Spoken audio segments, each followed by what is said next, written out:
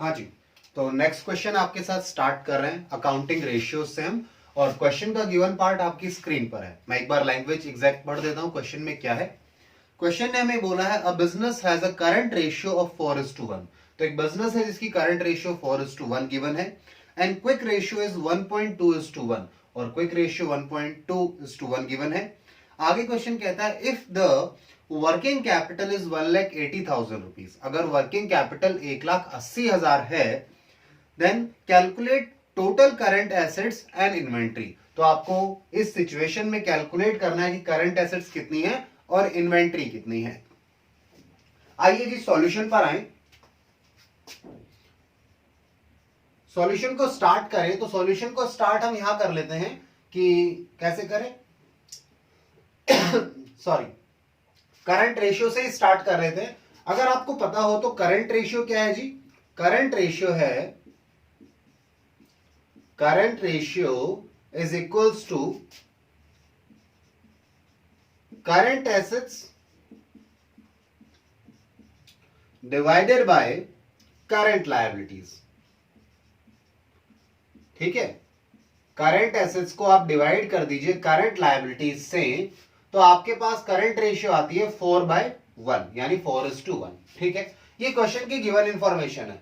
अच्छा, इसके बाद हमारे पास आगे चलने के लिए यहां कुछ है नहीं, तो एक काम कीजिए, हम वर्किंग कैपिटल को यूज करते हैं कि क्विक रेशियो से दोबारा इसी सिचुएशन में आएंगे। वर्किंग कैपिटल को ध्यान से समझिए। अगर आप वर्किंग कैपिटल को देखें, ये वर्किंग नोट ही है हमारे। वर्किंग कैपिटल जो है वो क्या होती है जी? वर्किंग कैपिटल का मतलब है current assets minus current liabilities. Current assets minus current liabilities. और वर्किंग कैपिटल की अमाउंट हमें दी हुई है 1,80,000। क्वेश्चन में रहता है करंट एसेट्स में से करंट लायबिलिटीज को माइनस करो तो कितना आता है? 1,80,000। ये क्वेश्चन ने गिवन दिया है। इससे आप कंक्लूड कर सकते हैं, मैं शॉर्ट में लिख देता हूं, current assets minus current liabilities. यानी कि अगर यहां इक्वेशन बनाए तो आप कह सकते हैं करंट एसेट्स जो हैं वो किसके बराबर है? करंट एसेट्स जो बराबर होंगे, इक्वेशन बनानी है तो 1,80,000, इसको उधर भेज दिया तो प्लस में हो गया करंट लायबिलिटीज।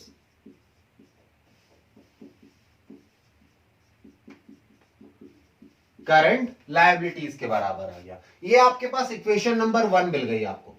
ठीक है, इसको यूज करो यहां पर करंट एसेट्स के लिए, यहां पर यूज करो तो आप कह सकते हैं देयरफॉर आपके जो करंट एसेट्स की जगह है मैं वो 1,80,000 प्लस करंट लायबिलिटी लिखने वाला हूं। सिंगल वेरिएबल हो जाएगा, अभी दो वेरिएबल है, दो चीजें नहीं पता। आइए जी, आप कह सकते हैं 1,80,000 प्लस में करंट लायबिलिटीज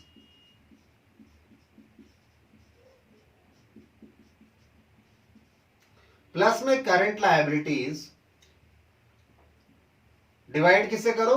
करंट लायबिलिटीज से ही, क्योंकि ये दोनों क्या बना है? ये करंट एसेट्स है। करंट एसेट्स का हमने यहां यूज कर लिया, लिख लिया इसे करंट लायबिलिटीज। अब सिंगल वेरिएबल हो गया, हम निकाल सकते हैं इज इक्वल्स टू 4:1। आइए सब्स्टिट्यूट करो, नहीं सॉल्व करो फर्दर इसको। तो 1,80,000 प्लस में current liability is equals to 4 times लिखने की जरूरत नहीं, सीधा 4 से मल्टीप्लाई कर देता हूं। 4 मल्टीप्लाइड बाय करंट लायबिलिटीज। ये समझाने के लिए थोड़ा धीरे चल रहा है, अदरवाइज ये इजीली जल्दी हो सकता है। कुछ बच्चों को प्रॉब्लम आती है तो एक एक स्टेप लिखना पड़ता है। ठीक है, आइए जी आगे चलिए। यहां पर ये 4 करंट लायबिलिटीज है, ये इधर जाएगा। ठीक है, तो ऐसे लिख सकते हैं आप 4 current liabilities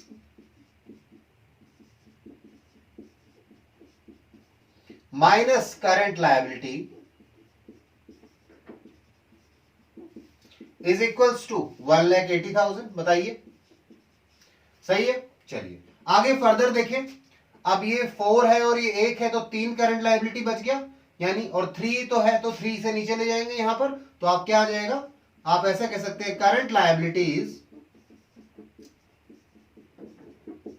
liabilities equals to 1,80,000 divided by 3, that is equals to rupees 60,000। तो आपके पास करंट लायबिलिटी कितनी आ गई जी, 60,000। अब अगर आपको करंट लायबिलिटी पता है और इस इक्वेशन में सब्स्टिट्यूट कर दो तो आपके पास करंट एसेट भी आ जाएंगे। ठीक है, ये आपने क्या निकालना, लेट्स सपोज इसे नंबर 2 दे देता है। सो अब यहां सब्स्टिट्यूट करो, उसने आपसे मांगा था, ये वर्किंग नोट का पार्ट है। अगर आप इसे सब्स्टिट्यूशन में देखें, यहां पे हमने क्या किया है, यहां हमने, आप इसे वर्किंग का नाम दे सकते हैं कैलकुलेशन ऑफ करंट लायबिलिटीज। ये वर्किंग नोट नंबर हमारा 1 हो गया। ठीक है, यहां हम कर रहे हैं, अगले में यहां पे क्या काम कर रहे हैं, वर्किंग नोट नंबर 2 में कैलकुलेशन ऑफ करंट एसेट्स कर रहे हैं हम लोग। ठीक है, चलिए, तो यहां पे जो 2 में आपने करंट लायबिलिटीज निकाला है, इसे सब्स्टिट्यूट करो यहां पे, तो आप क्या लिख सकते हैं, सब्स्टिट्यूटिंग 2 in 1। 2 को 1 में सब्स्टिट्यूट करो तो आपको क्या मिलेगा जी, आपको मिलेगा current assets equals to 1,80,000 plus में करंट लायबिलिटी 60,000 अभी हम कैलकुलेट करके आए हैं, तो हमारा कितना आ गया जी, रुपीज 2,40,000। 2,40,000 रुपए हमारे पास क्या आ गया, करंट एसेट्स आ गए। चलिए जी, यहां तक का काम खत्म। अब आगे चलिए, यहां से आपने क्वेश्चन में 2 चीजें मांगी हैं आपसे, एक तो करंट एसेट्स मांगी थी, दूसरा इन्वेंट्री मांगा था। तो करंट एसेट आपने निकाल के दे दिया वर्किंग नोट नंबर 2 में उनको। अब आइए दूसरी चीज पर आइए, क्विक रेशियो देखिए जी। क्विक रेशियो जो है, क्विक रेशियो निकलती है कैसे, quick assets divided by current liabilities, या आप कह सकते हैं, इसे और एक्सपेंड करें तो आप कह सकते हैं current assets minus inventory. Inventory इसलिए लिखा, वैसे तो प्रीपेड एक्सपेंस भी माइनस करते हैं, पर क्योंकि इन्वेंट्री वाली बात आ रही है तो प्रीपेड एक्सपेंसेस आपको निल मानने पड़ेंगे यहां। ठीक है, divided by current liability is equals to, कितना है जी इन्वेंट, ये 1.2 इज टू 1 है। ठीक है, आइए अब आपके पास ध्यान से देखो, आपके पास करंट लायबिलिटीज ऑलरेडी कैलकुलेटेड है, करंट एसेट्स भी आपके पास हैं, तो इन्वेंट्री हम निकाल लेंगे इसमें। आइए सब्स्टिट्यूट करें, substituting value of current assets and current liabilities in above. Above में करंट एसेट्स और लायबिलिटी को सब्स्टिट्यूट करो तो आपके पास क्या आ जाएगा जी, आपके पास आएगा 2,40,000 माइनस में इन्वेंट्री डिवाइडेड बाय 60,000, यानी कि करंट लायबिलिटीज इक्वल्स टू 1.2:1। ठीक है जी, आइए इसे सॉल्व करें। इसका मतलब क्या हो गया, इसका मतलब हो गया जी, या नीचे लिख लेते हैं, चलो यहां स्पेस है हमारे पास, 2,40,000 minus inventory is equals to 1.2 multiplied by 60,000। ठीक है, 1.2 मल्टीप्लाइड बाय 60,000, तो जरा देखिए 60 का 20% कितना आएगा, 12,000, 72,000 हो जाएगा ये।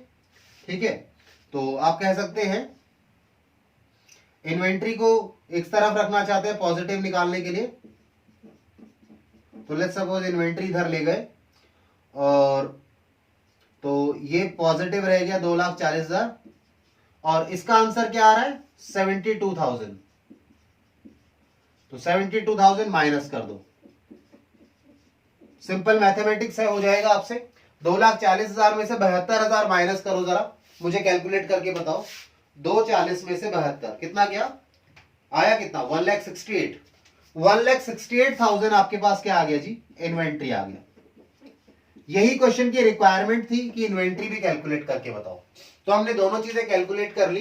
पहले हमने करंट एसेट्स निकाले, ठीक है, और उसके बाद हमने यहाँ पर इन्वेंट्री भी निकालकर आपको बता दी। तो यही दोनों चीजें क्वेश्चन को चाहिए थी आपसे। करंट लायबिलिटीज तो इंसिडेंटल कैलकुलेट हो गई और हमें जरूरत भी थी, ठीक है ना। चलिए, तो इसे आप नोट डाउन कर लीजिए सॉल्यूशन को। इसके बाद नेक्स्ट क्वेश्चन स्टार्ट करेंगे आपके साथ।